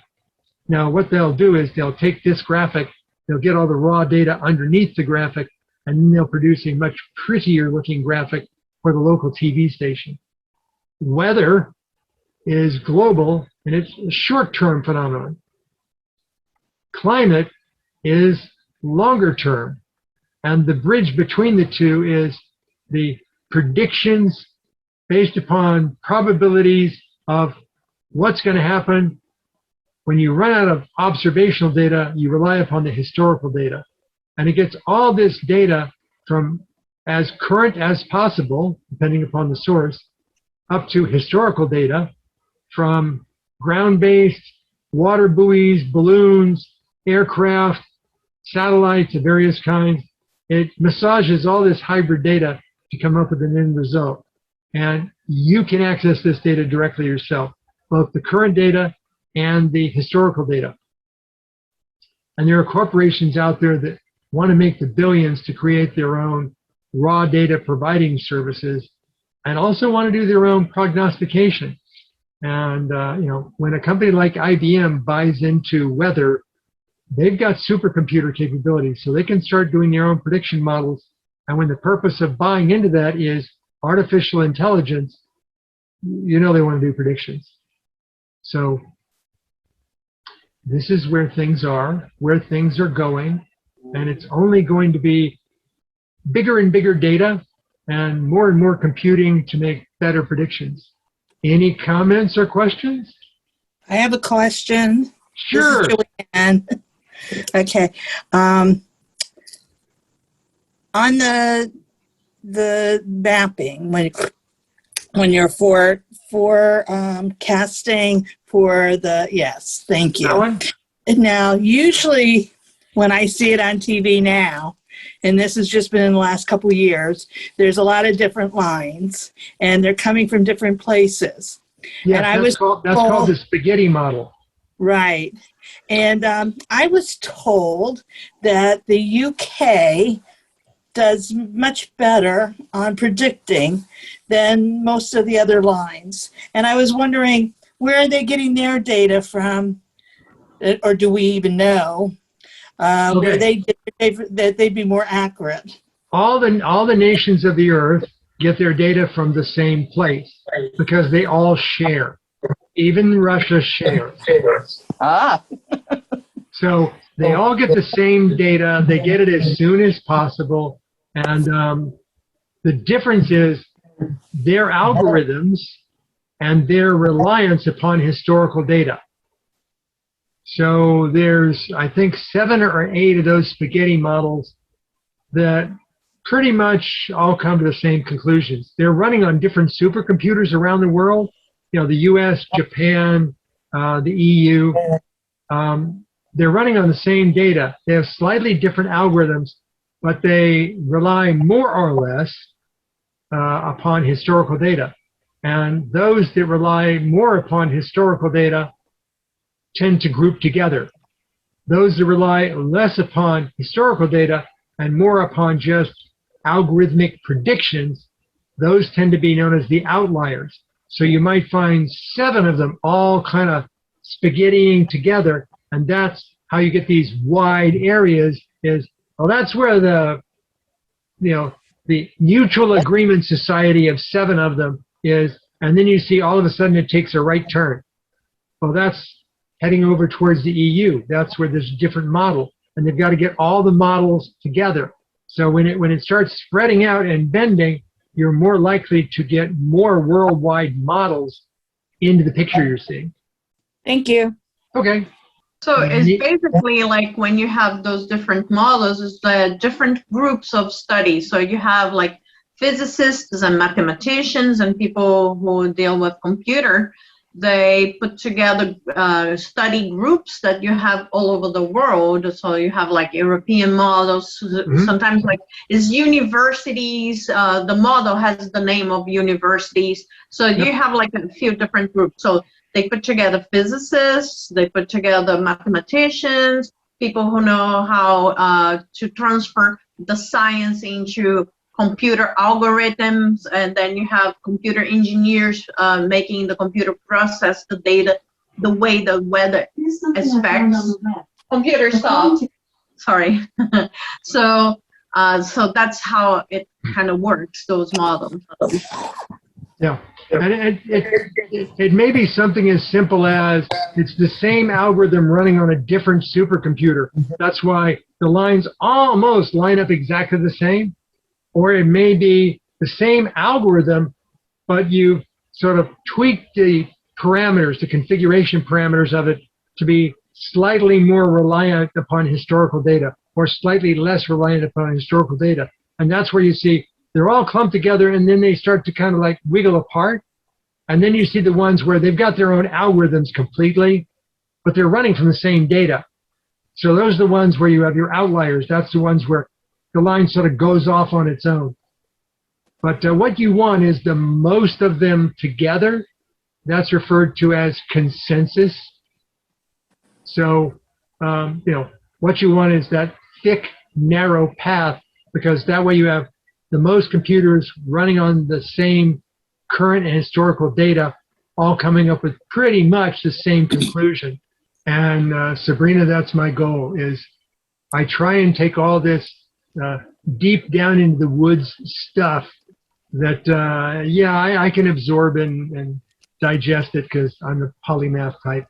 But a lot of it just is not in the public vocabulary. It's out there. There are scientists that are working on this. There are obviously TV weather personalities that are aware of this stuff, especially if they have their certification from the American Meteorological Society. That's a group of professional weather forecasters and people that work in places like the Hurricane Center. I don't have a certificate, but I can read and I see this stuff and I understand how big data works and all this stuff can be networked together. And I know what a supercomputer is, and so I can hopefully translate. And that's why when I get done with my blathering session, I ask, is there anything else? Because a lot of times I will either not adequately explain something, or will have glossed over something, and people will even know more than I do because they've been closer to it. They might have a career friend or a family friend that works down at FIU as somebody working with NOAA as a representative of the National Hurricane Center. So they'd obviously, if they're on this session, they'd have more knowledge than I do. So I'm just trying to bring more of this underlier knowledge up to the surface and make it straightforward enough that people not only understand it but enjoy it. These sessions are recorded, and sometime in the next week I will edit it down, take all of the outliers out of it, and we'll post that on the Broward Astronomy YouTube site. So if you saw this and you liked it and you want to tell somebody else about it that might have missed tonight's session, you can just point them to the YouTube site. Monroe, Yes. I posted on the page, if you want to put in camera, the web page for the SciGenx that is the weather related, that explains stuff very simply. And it is like sites for educators and also for children, and they can you know, get the data, get pictures, get drawing stuff. So it's kind of fun to use the site. So if you want to show on the live feed, the link is on the conversation between me and Sabrina on Facebook Live. So if you want to just the web page is SciGenx. If you go up a little bit, you can see it. I had two areas of weather that I was concerned about regarding killer weather. One is heat wave, which is a massive killer of people. Yeah. And then the other one is the mega tsunamis, like the one they predict out of Cumbre Vieja and La Palmas Islands, the Canary Islands, that could possibly wipe out the East Coast. So I'll mention two things here. One is there are places on the Earth where the sustained multiple day heat wave temperature is exceeding 120 degrees. Yeah. If you live in an area like that and you do not have air conditioning, your fate is sealed. Human beings cannot exist in that kind of environment without some kind of refrigeration. Even to a slightly lesser degree, you have places in the United States where they've not had multiple back-to-back 100-plus degree days ever. And these are people that don't have air conditioning. When I was a kid growing up, a lot of my friends that came down from Atlanta, Georgia, because we had family up there, they would come down to Florida and say, "How do you stand this?" They had bought a car that back in the day, air conditioning was optional. So they didn't pay for air conditioning because they lived in Atlanta and it never got that hot, even though they used to refer to it as Hotlanta, Georgia. Or they would come down here and all of a sudden they would be buying aftermarket air conditioning because it was just too hot here. So there are definitely in 1 to 2 generations changes that are already occurring such that the human frogs are in the water and it's starting to boil and we're just not paying attention to it. So there are places where people are going to be passing away from the heat that have never had that before. I know a few years back in Europe, they lost several thousand people because it got hot and there was no air conditioning. Right. People never experienced that many back-to-back hot days. So businesses didn't have air conditioning. Homes didn't have air conditioning. When there's no breeze and it's 108 degrees outside for 3 days straight, you can't open the window and fans don't do any good. So, I can see a lot of future business for air conditioning, but even that kind of runs out of steam when you can't condense the outside humidity. Yeah, I have a question for you. Before you get to that, I've got one more statement for. Oh, okay, thank you. Yes, there are natural disasters in the waiting. Helen and I visited one, the volcanic caldera at Yellowstone. It's swelling and it could go boom at any time, but we don't have an exact scheduled date on it. There is a volcanic mountain that is in the Azores, and the sidewall of that volcano is expected to slide down into the Atlantic Ocean, and when it does, it's going to produce an enormous tsunami, and that tsunami will make it to the United States. And Florida is not that high. So they're saying, well, if that slide ever occurs, you better be living inland in Florida. Well, the one in the Canary Islands, I think there were I read somewhere that's possibly take about 8 hours to get here. Yes, Uh, we would know about it in advance. the only thing that might protect us from that is the Bahamas are in the way, so they may get more of the brunt of that tsunami than our particular area here. Well, the Bahamas extend south below Florida, but they don't go all the way to the northern end of Florida. They get up to, I think, about Titusville is the northern end, and that's it. So the northern part of Florida, which is higher, is going to receive a bigger surge of water than would South Florida. If the tsunami is 50 feet, we might get 30 feet. The Bahamas will take care of a lot of that.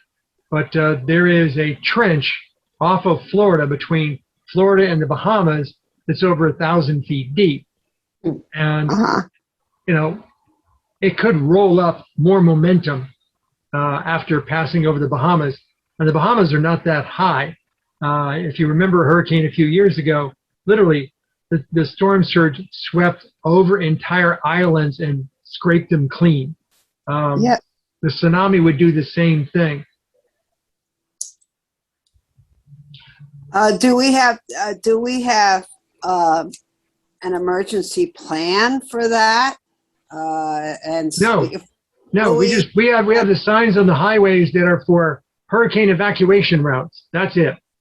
So if you take the storm surge of a hurricane and you say, well, the same route would work for a tsunami. I don't think so.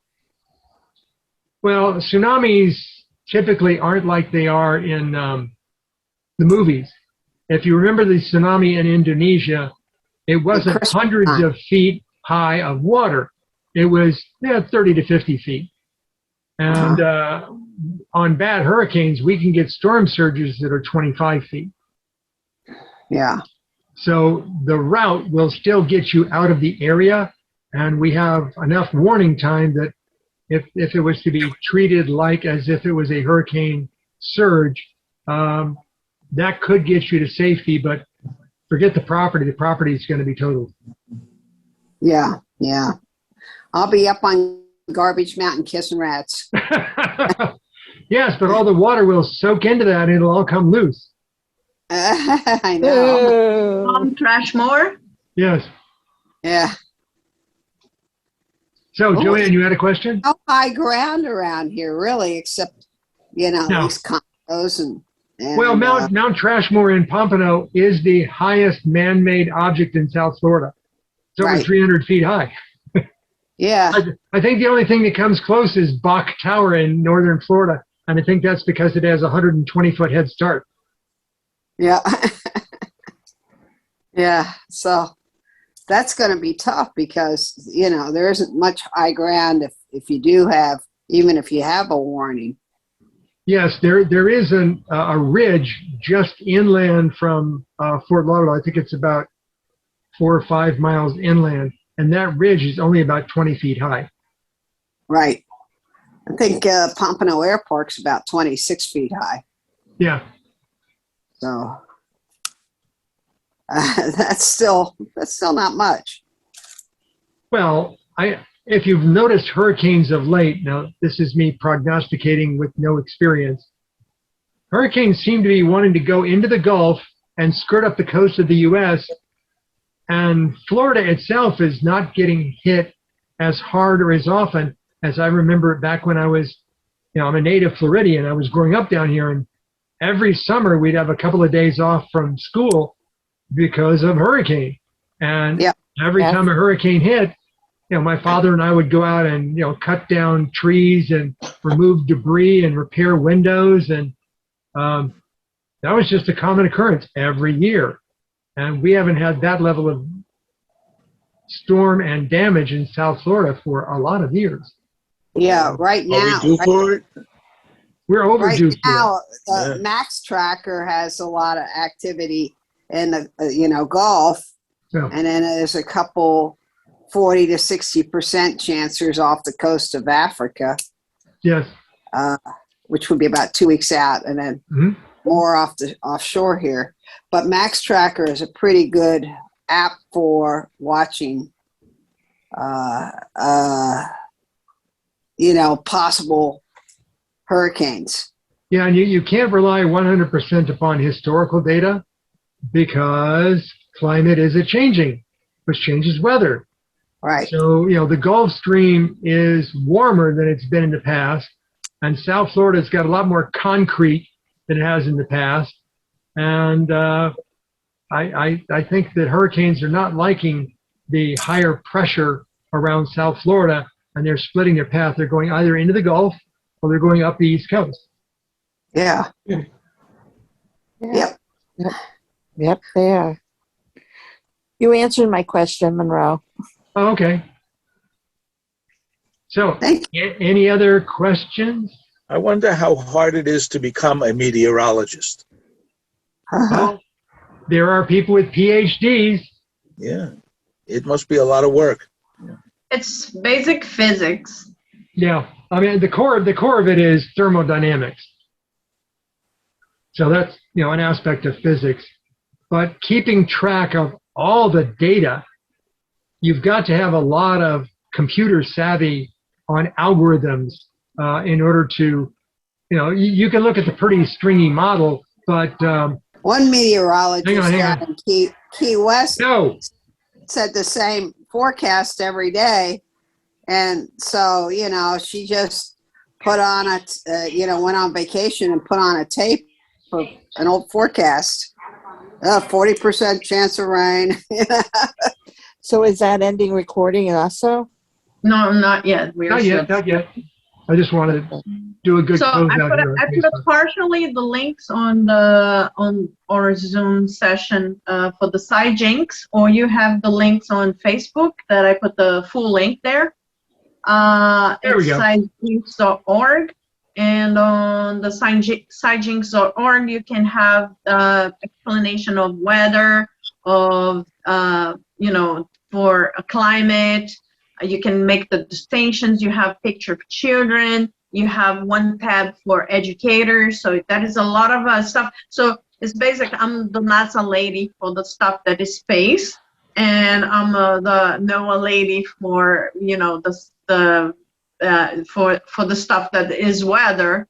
So the equivalent of NASA Night Sky Network for weather and space place is the SciJinx. So if it's NASA, it's Space Place and NASA Night Sky Network. Or if it's NOAA, the weather is the SciJinx site. So if you just look around and have a little fun there, there's a lot of material to explain whatever you see on TV. There is enough material for children, pictures to draw, and you have also one whole tab just for educators. I put the SciJinx link into the Facebook Live chat session. And Sabrina, the Hurricane Hunter, the ones that are called Hurricane Hunter planes, yes, those have a crew of, I think, 6 or 8 people.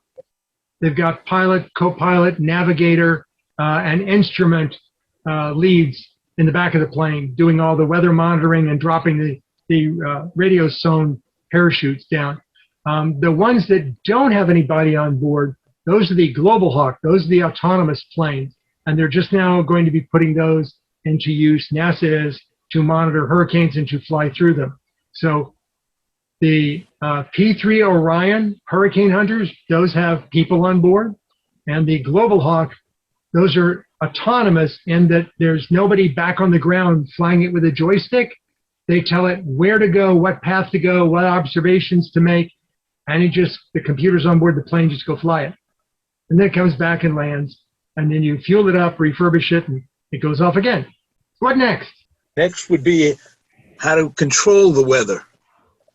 Oh, that's still on Star Trek.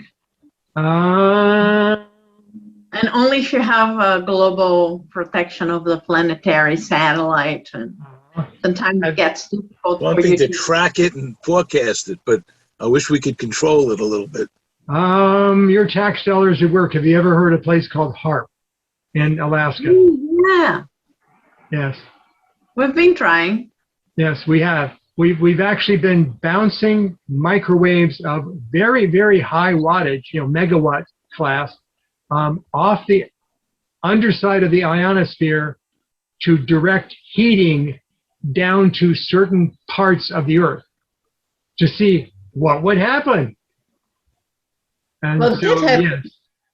yes, we've been attempting the weather modification network, and I think they got found out, and now they're doing normal weather research using radio, and they're picking up radio signals from fast radio bursts. And because one of the guys that I hang with in the amateur radio astronomy group, he's actually working out of a university that has a contract for working at HARP.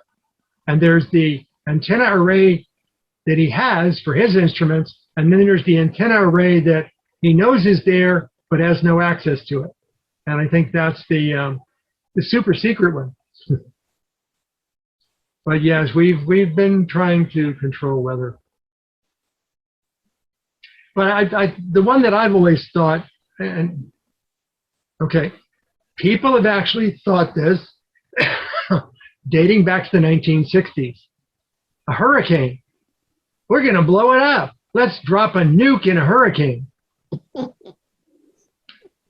And it turns out there's two reasons why that won't work. The first is you think your big badass nuke is big compared to the energy of a hurricane? Flea flick. So it won't be enough. And the second thing is nukes have radioactive dispersal, and you want the hurricane to disperse the radioactive material all over the ground beneath it in the rain? Not good.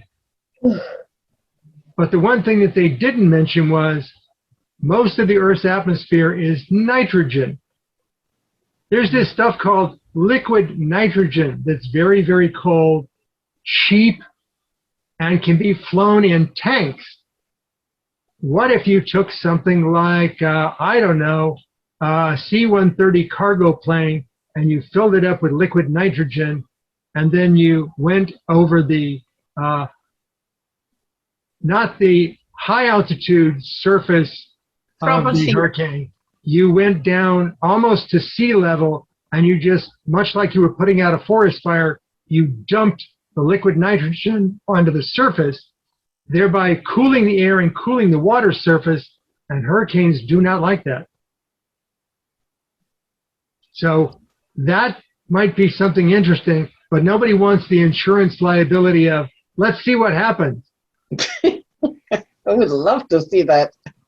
Yes, because I think it would actually make a difference if you caught the tropical storm when it was, 30 miles an hour and just starting to circulate. When it just started to circulate and you did a Mr. Freeze on it, it'd be interesting to see what happened.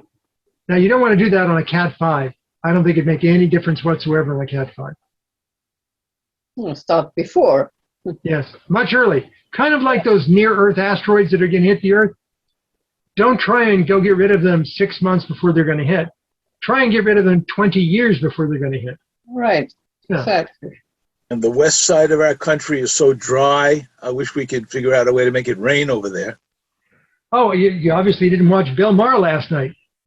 Oh, yeah, I did. Bill Maher last night said, we can spend billions of dollars on an oil pipeline to bring fracked oil from the north central part of the U.S.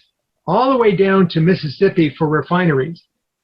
That's technologically practical. We can do that. It just costs us billions. But oil's nasty stuff. And if the pipe rips open, it's nasty. Why don't we build water pipelines across the U.S.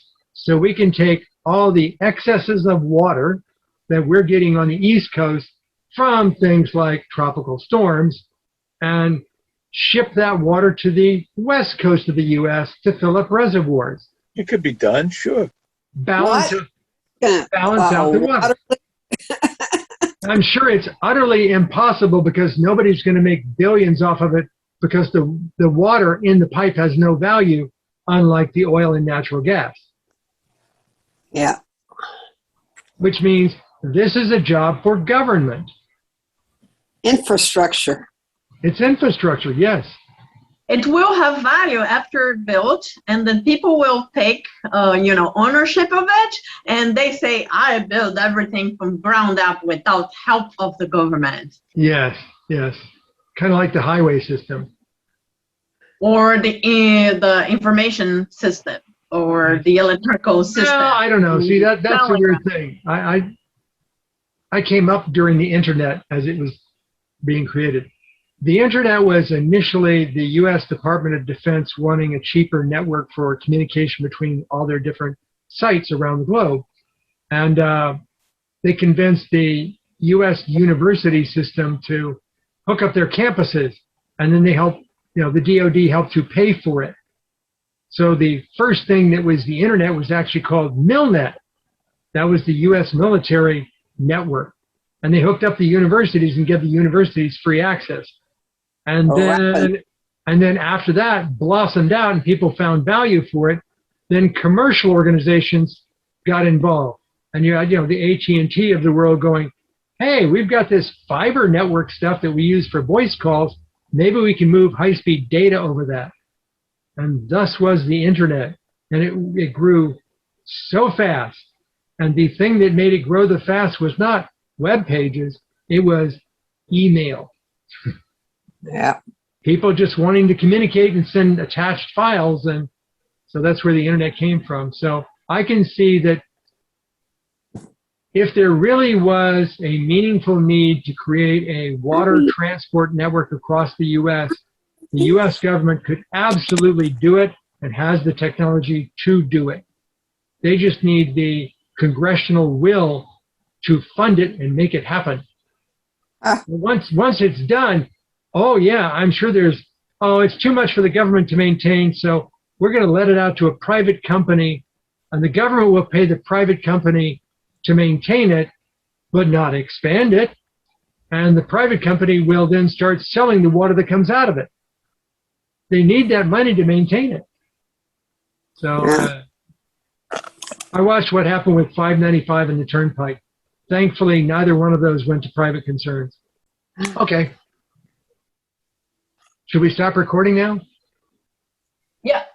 Yes. Okay, thanks to those that joined us on Facebook Live. We're going to cease recording at this point, and you'll probably see this on Thursday or Friday of next week. I don't know how much of the Facebook part of it's going to come across, but we shall see. But it'll be available, minus some of the slow technical issues kinds of stuff like playing with Alexa. Those will be edited out.